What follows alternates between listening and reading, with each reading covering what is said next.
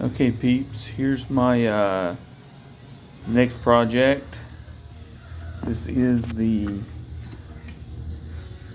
limited issue designed by Stuart A. Taylor Performance limited issue Texas Rangers, Smith & Wesson Texas Rangers Bowie knife. And this is a big honking knife.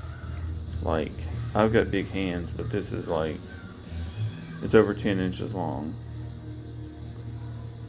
and razor sharp.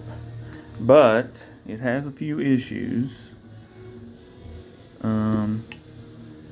There's a crack right there in the handle. The brass needs polished. There's corrosion on that, and there's a big crack in the handle right there.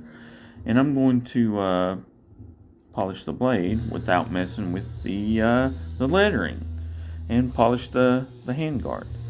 I'm going to give a little something, and nice leather sheath.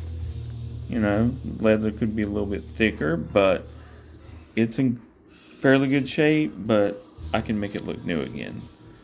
It's apparently set in a dusty warehouse somewhere for a while, so, and yeah, it's gonna do my magic on it, work my magic on it. Please like and subscribe.